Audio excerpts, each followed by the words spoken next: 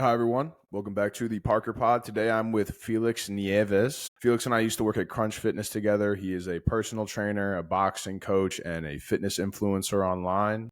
So, Felix, it's been a little while since we've worked together at Crunch, so catch me up. What's been changing the last couple months for you personally as well as professionally?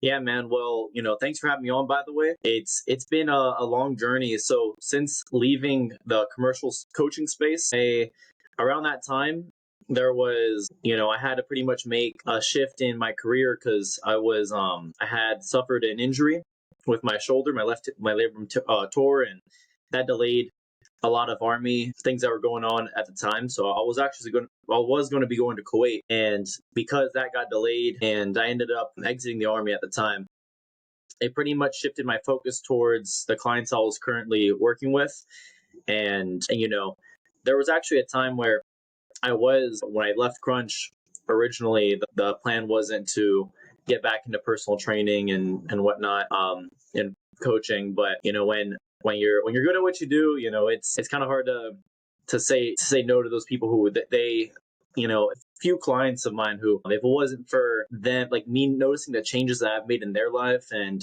them also reaching out and just supporting me through that little hurdle during that time in my life, then I wouldn't be where I'm at today. But since since leaving Crunch, I pretty much hired a mentor by the name of Brian Mark. You ever heard of him?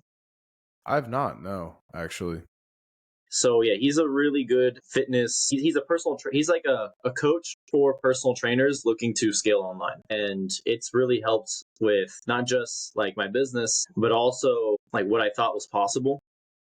Like coming from pretty much like I grew up like in a single family home. I thought like, okay, I'm gonna have to find a job and get into, like go to school. Like, full disclosure, I don't use my degree in, I graduated with a bachelor's in psychology, which, right now what I do is from pretty much piggybacked from all my experiences as being a personal trainer in the commercial space. Yeah, this has been a continuation, but it's impacted my life to where, like, I'm living um, like Bayshore, Tampa, and it's been very like rewarding and a really rewarding experience for sure. Yeah. Have you used anything from psychology specifically that you brought with you to the fitness space when you're coaching your clients or when you're making the plans or they come to you with a question or a concern? How have you used that degree, even though you said you're not directly using it, but how have you used it indirectly? So indirectly, I've used it to. So I have a few clients of mine who they they struggle with a lot of mindset. They'll pour so much of their energy and their time into their work, into especially men, especially they'll pour so much of their time and energy into work because there's a tangible value attached to how much time you spend. Especially if you have an hourly wage, where you're like, oh, I got to work more, and spending any time on my personal goals, or like, like even like taking some people would rather work extra late and sacrifice a little bit of their sleep than to go back home like a little earlier, meal prep a bit, or hit the gym, because they're already so drained and exhausted. So trying to shift someone's mindset from chasing like, something that, because the biggest thing you can leverage is your time. And when you realize like you don't, like, you might, like nurses for example, they work so many hours, and they'll pick up like other shifts and this and that, like, but trying to have them prioritize their health before it becomes a problem, and getting them to shift from quick fixes like Ozempic or other like keto, just to be like, and focus more on watering back their cup. It takes a little bit of practice, and like, especially if they haven't done it before, being able to integrate different habits that way that they can help shift. They can see results not just with the weights, with the nutrition, but also in their lifestyle and their overall habits. They're able to see that a lot, like that mindset shift happens a lot easier. Awesome. Yeah, I know one thing too that, at least from my understanding, is nurses not only work a lot of hours, but their shifts can be at any time. So when you work night shift, I mean, I know when I was working at Amazon specifically, I worked night shift. even though I was still doing all the right things, it was very hard for me to actually progress because my body was tired, my mind was tired, I was up all night, things like that. So is there anything that you teach them? Because not a lot of people are going to want to or are going to be able to shift that schedule around. So, are there any tips or tricks that you have for people that are currently working night shift or working long hour days that they can use to then benefit themselves with their personal and their fitness goals? 100%. Like if anybody, like, time should never be the stopping, the limiting factor for someone to prioritize their fitness goals, because everyone has time to eat. Like, no one forgets. Like, if you don't make time to eat, you'll feel it. Like it, and that's one of those things. Like, even as like a nurse or someone who has those like long, like 12-hour shifts, they still have at least a 15-minute break to at least have something, right? And the majority of most people's fitness goals, you don't really have to spend more than 2 to 3 workouts a week to stimulate muscle growth. The rest of it comes down to recovery, nutrition, getting the food in. And if, let's be real, like, if we have time to watch Netflix, or we have time to like go on our phone, I know so many people who say they don't have time, and I'm like, all right, bet, like, let's check your phone usage. Especially like in our day and age, like everyone's attention has been shifted towards doing business in the online space, getting even like just finding coaches. Like, you don't go on a website to find like a personal trainer near me. It's just all through in social media nowadays, because so people spend time. That's where most people's time is. That's where the people are at. Yeah. So, speaking of social media, you've built such a big and solid following as a coach and as an influencer, right? So, like, was that your intention going into it? Because I know at first you weren't very much into the online space or to the posting on social media, but since you've left Crunch, you've really grown in that space.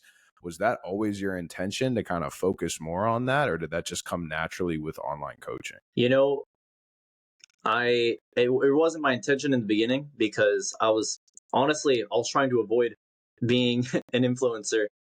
Part of that has to do with a little bit of pride. Like, I did kind of give them some crap for being influencers, but I realize, that's pretty much where the focus of marketing and any business really is now shifted towards social media, because that's where there's a lot of consumers, and who are like, you consume about like so much without even realizing it, especially with the attention span. Like, it only takes 5 seconds. You can get in front of thousands of people.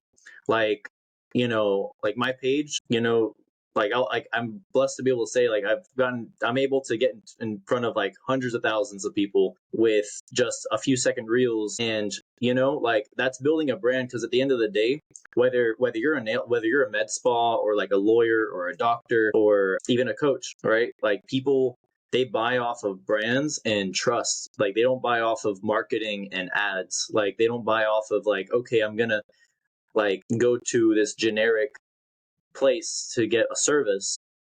If they see you, they see your lifestyle, they see you more often, they trust you, they know you. They have to know you before they can even consider working with you. That's where the trust comes in. Yeah, I've heard a lot of famous people, and this is kind of like the negative side of it. A lot of famous people have said people approach you like they know you because you've never met them before, but they've listened to you for 2 or 3 hours a day. They've watched all of your movies or they've listened to all of your music, whatever the famous person is mainly focused in. And they feel like they know you. So they think they can come up to you and they can talk to you and that you guys have been best friends because they've seen everything you've done. They've consumed everything that you've put out. But in your case, that actually helps you because people come to you, they're like, oh, I know Felix. Felix does this on his push day. He does this on his pull day. This is what he had for lunch yesterday. They know all these things about you, and it really builds that familiarity and that relationship. And yeah, that's really cool. What I know earlier you talked about Ozempic, right? There's a lot of fitness trends and information out there that's going around. I know you mentioned Ozempic, but we also talked about, and I saw that you posted something about nicotine and people saying that nicotine was helps them focus or helps them work out or whatever. Are those we could speak solely on those two if you have any controversial opinions about those two? If you want to start with Ozempic. So, right, Ozempic's pretty popular for a lot of people who are insulin resistant, and they like, especially if they want to lose weight. But the problem with that is that it doesn't address the root cause of why someone can't lose weight. Like it's like prioritizing, let's take these drugs. It's kind of like the pharmacy, like the big pharma's way of getting their foot into the fitness space, because the fitness world has about like a projected income of like 2 point something billion, 2.3, I think, $1 billion, putting into, because of how much like it applies to everybody. And more people are sick now than ever, and more people have low testosterone than ever, and more people have like all these other problems, from like PCOS to insulin resistance. And now, like really the and nowadays you can't even trust big pharma or your doctor. Like, there's no family doctor that you can, like, your doctor doesn't really know you. They know your insurance before they know you, like, you know what I mean? Yeah. Like, so, the best thing you can do for yourself is by investing in your fitness early, so that way, that again, you can live longer. You don't have to worry about, like, because if you don't invest in it now, you'll end up paying for it a lot more later, and trying to take all these different medications and drugs and end up relying on them down the road. And don't even get me started with, like, guys who are already on like TRT at the age of 20, in their 20s. Why do you think that is? What do you think is like the common misconception? Because they always advertise like free testosterone tests or free whatever, and they're like, oh, like let me go see. It's kind of like a sales initiative, right? You come in, you take the test, they're like, oh, your TRT or your testosterone is 400 or 500, or maybe it's 700. I truly don't know what level it's supposed to be at, if I'm being honest with you. But if I used to be a personal trainer and I don't know what it is, someone coming off the street doesn't know what it's supposed to be either. I think it's an easy way for them to just go, yeah, you need testosterone. And then they bill your insurance company and they make money. Yeah, and like, there was a lot of men's health clinics, and like, I respect what they do for the people who do need them. Like, there's guys in their 50s who they're low testosterone, but when they start to kind of like, because really what it is it's a lot of young guys who they get into bodybuilding, and because their competitors are on it, they feel like they need to be on it, and a lot of it comes down to the sport of it itself. And like, if they're doing it for the sport, they know what they're getting themselves into. But now, with that sport growing, the bodybuilding world growing, there's something called a fitness inflation, where like, what was jacked back, even before 2020, like before TikTok, before Instagram, like, what was considered to be jacked is just fit now. So, and it's kind of like, it kind of almost, because comparisons with Eva Joy, like, you might be 25, and you might have really good, you might have healthy testosterone, but of course, like, you won't have like, a testosterone level of 900, because the other guy is on TRT, or and taking Anavar and gear and all this other stuff. So, you're comparing yourself to someone who is modifying those numbers in the short term, just to have them jacked up when they're off of it. You know what I mean? Yeah, because you don't know everything that that person has gone through. And like you said, comparison's a thief of joy, right? So if you're looking at other guys in the gym, you're like, wow, he's jacked. He's bigger than me. He's lifting more than me. Yeah, that dude he may have been on steroids for the past 2 years. So of course he's going to be bigger than you. Just started. You just started working out. So yeah, he's going to be bigger than you. He's been taking all this stuff. Also, there's a balance in life. Like if Yeah. you're doing all of those different type of drugs, different type of steroids, there may be other parts of your life that are completely falling apart because you're solely focused on that much, and that doesn't foster a healthy lifestyle either. And it's not sustainable because you're going to hit a wall at some point where you're either doubling your dose or tripling your dose, and you're going to get to a point where it's going to become a money pit, and there's just so many other things that can stem from it. And I think truly, like, people focus on their weight a lot. I think people should really focus on their body fat percentage. That's one thing that I would always show people. Are like, well, I weighed the same. I'm like, yeah, you weigh the same, but you cut an inch and a half off your waist. Your arms are bigger, and not like because there's more fat on them. It's because there's more muscle on them, and your chest is grown, but your waist is smaller and your hips are smaller. Those are two things, especially like with men, that I would very much focus on. And I think that a lot of people don't know that body fat percentage is truly what you want to get down. So like, is that something that you preach to your clients, that like body fat percentage is what they should be focusing on? Or what do you focus on with your clients is essentially what I'm asking. Yeah, so like the weight. Now, here's the thing: I have all my clients, they weigh themselves daily. Now, I do this not because if you, number one, I know a lot of coaches who are going to say like, "Oh, why are you weighing yourself daily?" Because it's more so a measure to know if you're in a surplus or in a deficit. First of all, right? If you're losing weight while you're getting stronger, great. That means you're building muscle and you're losing body fat, right? Like the math is mathing. But at the end of the day, the weight doesn't matter. For like, I've had many clients who they might have a 2 pound difference, but their physique looks drastically different. And again, I asked them ahead of time, like, does the weight matter, or do you prefer like a picture transformation? I showed them like, listen, this guy stayed the same weight, because a lot of people like might be in healthy BMI. Like it's, it's not really like old fitness was like there's like different levels to it, right? Like I've kind of stepped away from from the clients who like they need to lose like 50 pounds or like 40 pounds. Now it's more so about, like the weight's good if it comes off, great. But it's more so about like recomp and getting that, putting on muscle, for long term results. So that body fat comes off a lot easier. Yeah, like I can even use like myself for an example, right? Like when I lost all the weight that I lost, I got down to it was like 224 at like the maximum, or what was it? It was 216 was my lowest actually. 216 was my lowest. But I actually just checked back, and when I was at 227, I was at 26% body fat. Right now I'm at 244 and I'm 14% body fat. So it like, and I feel better. Like, I actually feel better. I feel like I'm not dead all the time from running every day and running all the time. And I've switched like my body fat to muscle more, and I'm lifting heavier more often.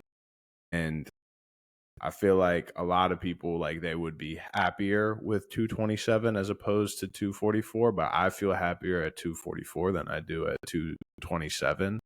And I think that that's definitely something that, especially me, like, I didn't even think about it. Like, I'm like, why am I gaining weight? I'm gaining weight, but I feel better. This doesn't make sense. I don't like this. Like, what's happening? And, do you think like the industry focuses too much on the weight loss aspect of it rather than the overall lifestyle and health change? Or Oh what's yeah, your opinion on that? 100%, man. Like the BMI scale, it's saying that I'm overweight. Right. So if it's saying I'm overweight, like, listen, it's pretty much gotten to where like you can't really trust, like the scales are just, they're just numbers at the end of the day. I feel like more people, it's like now being, it's more normal to be heavier as long as you feel better, right? Like you're chasing, like you really, at the end of the day, it matters more so about like, can you do certain things? Like, can you like are you like health wise, like can you run, lift, jump, like are you mobile? Can you do things with the weight that you're doing? Can you move your body better? Because that's really like going to drive more long term results than focusing on like a weight just to hit, because it's going to fluctuate.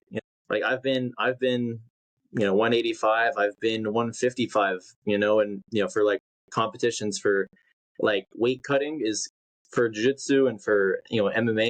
That's a whole different that's a whole different kind of category of weight cutting. So like weight doesn't really matter. At the end of the day, I always preach training for performance, and especially long term.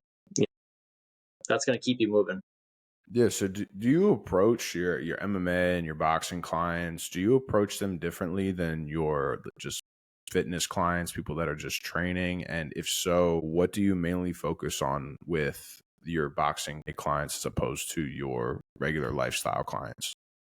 Yeah, so my boxing MMA clients, I don't really I stopped pushing that out as much just because I like having a good close group of people. A lot of them have goals of like competing, have goals of like their weight might be they might be good at their weight, and really they just you know training like a bodybuilder isn't going to help them be a better fighter at the end of the day. So if you were to put on a lot of muscle very fast and then try to cut down from there, you end up losing a lot of the elasticity and the myofascia, that spring system that you need for when you're fighting. If somebody did want to do like a weight jump, like, a jump in weight class to fight at a heavier weight, they would have to take like a year off to completely focus on the bodybuilding and then strength and conditioning. But that's a whole like boxing and MMA. That's more like a community of other fighters who they everyone's looking to sharpen their skills. And I love boxing too because it's very much like if you're good at boxing, you'll find you can be really good at kickboxing and you can be really good at MMA. Okay, so what do you look for whenever you're looking for a kickboxing client or a boxing client? Do you take on all levels? Do you look for someone who has a baseline knowledge? Like, what's your clientele basis like? I like guys who are hungry, like just because I can relate to them a lot more. Like I want fire. Like I want like guys who are like not afraid to have pressure or to handle pressure. But like I said before, it's one of my clients was like, you get more confident with that, like just by stepping into the ring, just by like, and I can tell when someone has that heart in them to do all that stuff because they can't say no, like they can't be like they're almost too tough for their own good. So then I'm like, all right, so that the quit switch hasn't been developed, and unfortunately for like a lot of people, like they're so used to quitting, they're so used to like giving up that it almost becomes instinctual. But when you find people who they never had that experience, they're not the type of person to quit, whether it be like a workout, like like to be pushed to that level to where you almost want to give up but you still don't. Only I feel like only a few people would understand that. That's what I'm looking for, is especially like long term. I can definitely relate to a lot more of those kind of clients, and that's where I'm kind of shifting my attention towards. But I have, like I've helped like people who they just wanted to learn and they have the heart. They just got to work on their confidence up a little bit more, and they'll get that fire I'm talking about. Yeah. Now when you say like fire, right? Like you got boxing, kickboxing clients. You're mainly focused on like people who want to compete. You're not focused on people who just kind of want to do it as like working out. You want people who want to compete in competitions. That's your goal. No, like so that's just that's a personal goal. Like I have a community of boxers who like they're all competing and they want to compete, and those are. But I do have a few who they work with them to kind of give them some more work, and like they'll spar and they'll do like drills with each other as well. And and those guys, like they're like like one of them's a doctor, he's a cardiologist, and ironically like he does really good against like a lot of guys who are in competition. He's not necessarily competing, but he still has like a lot of fire in him. Like he does, like he definitely does have. He's the kind of guy who would do great if he did want to compete in like a master's division. He's just working. He's just more so focused on the journey itself than the destination. Yeah, I mean, to be a cardiologist, you got to have some kind of fire, right? I mean, that's a No, lot of schooling. Is he like a surgeon? Because I know he is. like, yeah. You got to have a lot of grit in order to be able to, achieve something like that. Oh yeah. Um, He actually ended up meeting Bilal Muhammad, the UFC fighter. really Yeah, nice. Did yeah. he like? Did he? I mean, I don't know if you can talk about if he helped him out, but did he help him out? We'll say that. Did he help him out, or Well, you just met him? he flew him out actually, him and his boys. Really? Yeah, I That's know. awesome. Like down to Vegas, like, It or where was were they at? somewhere in Palestine. Nice. Yeah, like or like like there's a it was near there. Nice. So Perks of being a cardiologist. What's like one of the main things that you feel like or main traps that people can get into when it comes to online coaching, both on the side of being the coach and also being the client? Okay, so let's start with the client side, right? Yeah. Number one, there's a lot of coaches, and who they're in the business for the wrong reasons. Like they might be in, like, they might look really shredded or in shape, and then they kind of give someone a generic program, and that's pretty much it. Pretty much just give them a program and their macros, and just kind of send them on their way. And while, like, especially if you're new into the gym, you don't want to go to the bodybuilder who only works with like bodybuilding, the people who are pretty much can do it on their own, can don't really need a whole lot of guidance. And then there's some guys who, especially like new beginners, like this really happens to beginners, is like they'll end up going to, like, and I would say commercial gyms too, and they'll have they'll get into personal training, with like a coach who is like very fresh, very new, and there's nothing wrong with that. But usually, like, depending on what stage you're at, there's a coach for everybody. But there's some who they've never invested in their own business, or they've never taken that leap of faith for themselves. So when they're asking you to do the same thing with them, it's kind of like a double standard there. Like, I wouldn't ask someone to take a leap of faith and work with me if I haven't done that for myself, right? Definitely someone you definitely want to make sure you're working with someone who practices what they preach. If they're also, getting their 10,000 steps, and they're, in shape, definitely make sure that your coach is someone that you aspire to be, or that you look up to, because that's, like, you're only going to get as good as that coach is a coach. Absolutely. And I think that the way someone takes care of themselves, whether it be their personal life, their financial life, or their physique, their fitness, I feel like that's definitely going to translate into how they do everything in their life. If someone's not going to take care of themselves physically, financially, it's going to be very hard for them to take care of you if they don't even know how to take care of themselves to begin with. And also, have you ever read the book The Richest Man in Babylon? I haven't, no. So like the one of like the laws in there was only give your money to someone who knows the business, right? So like it's like if someone is a sheep herder, don't give them $1,000 to go buy rare gems because they've never bought rare gems before.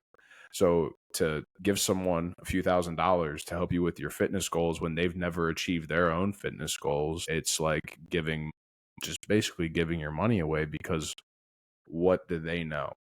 Yeah. And people can argue that, right? You can argue that, well, no, like there's people out there that are very smart, but they just don't implement it. But I feel like that trust is gonna be lost if you don't actually showcase what you can do and what you do know. Yeah. If you go ahead, go ahead. I'll say, touching on what you were saying, I've never been the type to want to do a bodybuilding show, but I can see why a lot of coaches, they get into bodybuilding, because that's pretty much, the pinnacle of build muscle, lose body fat, like aesthetics, like chasing aesthetics. Especially if you, like, like, there's a lot of coaches who they'll put their stage photo as like their, oh yeah, this is me. It's like, well, yeah, that was you for that day. But like, if you're the only, like, I have two sides. One side that, all right, like, I can see it as a good business opportunity, because you're networking with a lot of people who, you know are also coaches, and you also end up getting in the space where, like, you can learn from other people who have done it before, and you also get good, like, promotion to show people, like, hey, like, I can diet down as well, I can do the hard stuff. But at the end of the day, like, there's also some bodybuilders who, like, they get into it and they're like, all right, I'm gonna be out of shape for like a whole year to bulk, right? And Yeah, then they only look like that for, like, a few weeks. yeah. So I mean, yeah, I can see. I've seen people that have done that for sure. I feel like it's a stamp, right? It's a stamp that, like, look, I am into fitness. I do like fitness. I even took it so far as to completely transform my body to show that I know what I'm doing. It's kind of like I don't want to say a stamp of approval, but that's the best thing that can come to my Yeah. mind right now is like a stamp of approval from the fitness industry. The same with like being a national champion in wrestling or in boxing or a state champion or whatever, winning titles. It shows that, hey, Yeah. not only did I read it in a book, but I also can perform it as well. It's like trying to learn business from someone who's never started their own business before. It's like kind of like, okay, well, what I mean, you can read I can read stuff too, right? But experience is truly what builds that character and what, gives you that credibility in a sense. What's one main thing that you wish when people come to you, right? And they're like, I got this is what I've been doing and this is how I want to look at my goals and approach my goals. What's like the one thing that you wish from day one that they had in their minds that would help them progress throughout the journey? So one thing that they had in their minds to progress through their journey. Yeah, like people are like, oh, I'm only drinking water, I'm only eating salad, and I'm running 5 miles every day, and that's going to help me lose weight. Like that's one mindset to have. And you're kind of like, well, maybe that's not right. Like what's one specific thing you want to rewrite on how they approach fitness? Like, I know it sounds very basic to say, but just showing up to the gym, because even if your diet and your sleep and your like everything else is messed up, when you go to the gym, you dedicate an hour of your time or an hour of your day. So you're consciously making an effort. Like, you can't not think about fitness while you're at that gym. And then if you make that a daily or an every other day kind of thing, but you'll be more so reminded to, okay, next time I eat out, you know what, I'll get water instead of diet or instead of the Coke, or I'll get, grilled chicken instead of fried chicken. And then like those like smaller habits will come a lot naturally, like a lot more naturally than, trying to like get into the nitty gritty of like, let me make sure my diet is in check first. And then let me make sure my steps are in and this and that, doing everything they can just to avoid the gym. Like, but if you go to the gym, at least, like you'll be so sore, you will want to sleep. All right. And then you'll also like the pump enough to, and you'll be lifting hard enough to where you're like, dang, like I wish I had some fuel before the workout, and then you'll get hungry right after, and everything else kind of falls in its place. It's almost like people plan too perfectly sometimes. Like they're like, okay, what is everything that I need to do to get into fitness? Like you ever like when I was a kid anyway, like if I got into like I was into paintball for a little bit, right? So I got a gun, I got all these paintballs, I got the paintball holder shoes, like I got a vest, I got everything. And then I never went paintballing, not one time, because I was so focused on getting everything I needed to go paintballing rather than actually going to play paintball. And I feel like that's something like, let me get a water bottle. Let me get my lifting gloves. Let me get my lifting shoes. I got to go get some athletic wear now. I got to get a sweatband. I got to get a towel. I got to, let me buy some AG1. Let me buy. And then it gets to a point where they're like, it's been 7, 8 days and I haven't even started to work on myself at all. Speaking of AG1, what's your opinion on AG1? And see, that's the growth hormone, or No, AG1, it's like a superfoods, like a green powder, like the superfoods green powder. oh yeah, okay, the green powders. So those are like, again, those are supplements. They're not going to replace like what you should be eating, but for someone who isn't like, they already know they're not eating any vegetables, you might as well add that in. It's a good way to at least get some micronutrients without having to take, if for the people who already aren't doing that. But if you are, like, I wouldn't go back and like just stick to what you got going on. Yeah, it's a big one for me. I do take it because I'm very heavy on protein. I'm very heavy on like carb source before my workout, and I do like a vegetable medley here and there, but I'm not eating all my vegetables and all my fruits every day, so it does help me. Plus, I drink it first thing in the morning, and there's no way I'm drinking or eating anything that tastes worse than that. So it just kind of just sets me up to have a better day afterwards, psychologically, I guess. Yeah, no, it's definitely good to add to your routine Yeah. if you're getting into it. Yeah. So where do you see yourself going with fitness influencing and being on social media, online coaching, where's the ideal Felix in the next 2 to 3 years? What is he doing? Man, well, you're here early, so let me tell Yeah. you, this in 2 weeks, I'll be flying out to Canada to meet with a bunch of other fitness influencers, coaches, and Brian Mark, he's one of them, and I'll be learning a lot from those guys. But I'm looking to again create a really big following and a big community, and once I've built a large enough community, eventually opening up a gym, and overall, like that's kind of like the stamp of my legacy that I want to have. But like where what started off as just changing lives, now like I'm trying to change, like trying to grow to where I'm also making an impact with other people as well. Like those, like my people, my community, they're also talking to their friends and they're helping out their friends. They're getting them into the gym, they're getting into fitness, and just growing that culture, growing there in that community, and eventually, just like helping other coaches like myself who they want to do the same thing, and I'll show them, just pretty much show them the blueprint. So is that what's lighting you up right now? Like just those potential opportunities that you have? Yeah, there's like I've met so many people at different events who they started off as personal trainers at Crunch, and then they ended up, whether it be like they got into marketing, or they got into sales, or they got into like being a fitness coach, like independent or online, and they ended up helping other people do the same thing. Because like what starts off as just fitness, like it's one habit, but if you're disciplined enough to not only do it, but then now I'm at the point where like I'm helping other people do it, and then now there's gonna be people who want to help other people do that, and I'm helping those people help other people do fitness. So and ultimately, like that's going to help change lives, not just physically but mentally, financially, and spiritually. So That's awesome, man. If you have one thing to say to the audience, I know I'm kind of putting you on the spot, but if you yeah, have one thing to say to the audience that you want to leave them with, what would it be? man, so 100% believe in yourself, bank on your dreams. Like there shouldn't be a plan B. If you're in a position where you're going to your job and you hate it, get out of that job. Pressure, you know pressure builds diamonds, and when you put yourself into that pressure, especially if you have one life, if you're already in your worst case scenario, you have nothing else to lose. Get out of that scenario and go do something big with your life.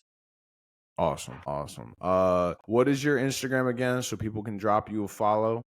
Yeah, go ahead and follow me. It's Felix Nieves. Awesome. And I'll leave that in the comments as well. Dude, it's been an absolute pleasure having you on. It was great Likewise. to catch up. Hell yeah. Yeah, and for everyone out there, we're on Spotify, YouTube, and I actually just started Apple Podcasts. Riverside's made it extremely easy for me to get on all three of those platforms, and I'll be posting on Instagram.